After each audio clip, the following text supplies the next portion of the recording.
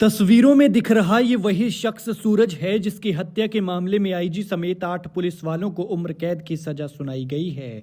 Court का फैसला आने के बाद सूरज की पत्नी ने बहती आंखों और लड़खड़ाती जुबान के साथ जो बद्दुआ दी वो आपका भी कलेजा चीर देगी। अपनी ऐसी दास्तान सुनाई कि सुनकर आप भी कहेंगे कि हे भगवान, इनके साथ इतना गलत कैसे हुआ। लेकिन वो कहते हैं ना कि कुछ भी करना लेकिन गरीब के साथ गलत मत करना, क्योंकि जब गरीब की बद्दुआ लगती है तो बहुत बुरी लगती है। नौजवान पत्नी का हम सफर चला गया, 2 छोटे छोटे बेटा बेटी के सिर से बाप का साया उठ गया। 7 साल बाद सूरज को इंसाफ तो मिला, लेकिन जख्म अभी भी हरे हैं। पत्नी पति के लिए तड़पती है और छोटे छोटे बच्चे बाप के लिए तरसते हैं। तड़प रही पत्नी ने बताया कि आखिर वो क्यों नहीं चाहती कि दोषियों के लिए फांसी की सजा सुनाई जाए।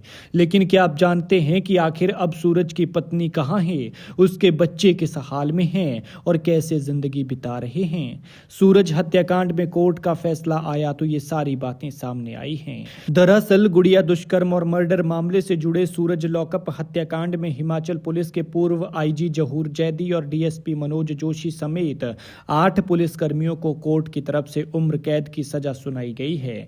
वहीं पुलिस हिरासत में मारे गए नेपाली मूल के सूरज की पत्नी ममता ने कहा कि जैसे उसके पति को तड़पा तड़पा कर मारा गया, वैसी ही सजा हत्यारों को भी मिले। सूरज हत्याकांड में पुलिस अधिकारियों समेत 8 को उम्र कैद की सजा होने के बाद एक चैनल से बात करते हुए सूरज की पत्नी ममता ने बताया कि मैं दोषियों को फांसी की सजा इसलिए नहीं चाहती कि जैसे मेरे पति के बाद परिवार में हम छूट गए हैं, वैसे ही उनके भी परिवार हैं। गुड़िया मामले से जुड़े सूरज हत्याकांड मामले में दोषियों को सजा मिलेगी, इससे संतोष है, लेकिन मेरे बच्चों का पापा अब वापस नहीं आ सकता।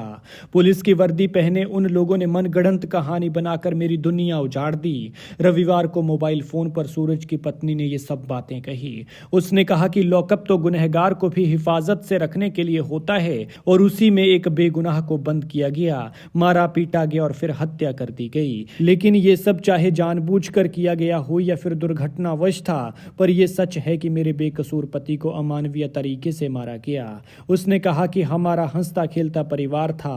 हलाइला गांव में बगीचे में हम लोग काम किया करते थे तो सब खुश थे। अचानक मुसीबतों का पहाड़ टूट पड़ा और ये कहते कहते ममता का गला रुंध जाता है।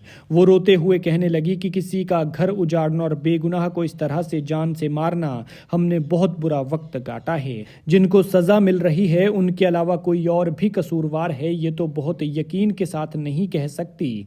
मैं उतनी पढ़ी लिखी भी नहीं हूँ, पर मुझे कुछ शांति मिल रही है। अब मेरे पति जहाँ भी हों उनकी आत्मा को भी शांति मिले। जो हो गया वो वापस नहीं हो सकता, चाहे सजा लेट हो रही है, लेकिन मैं खुश हूं। अब थक चुकी हूं, कोर्ट कचहरी के ज्यादा चक्कर भी नहीं काट सकती। ममता ने आगे बताया कि बच्चे अनाथ हो गए हैं। तब मेरा बेटा 3.5 साल का और बेटी 6.5 साल की थी, लेकिन अब नेपाल में उनकी बेटी 8वीं और बेटा 5वीं क्लास में पढ़ता है और मैं प्राइवेट नौकरी करके गुजारा कर रही हूँ। नेपाल जाने के सवाल पर ममता ने कहा कि मैं अपने साथ हुई अनहोनी के बाद 4.5 साल तक नारी सेवा सदन मशोबरा में रहकर केस लड़ रही थी, लेकिन सारी उम्र बच्चों को आश्रम में नहीं रख सकती थी। मैं परदेश में थी तो मैंने बच्चों समेत यहाँ से निकाल लेने का अनुरोध किया था। हमें नेपाल में माँ बाप को हैंडओवर किया गया और पुलिस की सुरक्षा में हमें नेपाल तक छोड़ा गया। ममता ने कहा कि मैं इतनी भी स्वार्थी नहीं हूँ। परिवार के सदस्य के खोने का दर्द उसे भी पता है, लेकिन अपराधी जीते जी तड़पें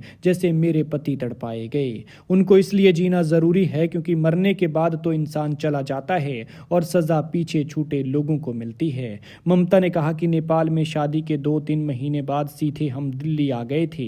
2013 में हम शिमला आए, फिर हलाइला गांव में बगीचे में काम कर रहे थे। सूरज के 3 भाई हैं। सास की मृत्यु पहले ही हो गई थी और जब सहारे की जरूरत थी तो कोई अपने नजदीक नहीं आया। खैर, इस मामले पर आपका क्या कहना है, कमेंट में जरूर बताएं।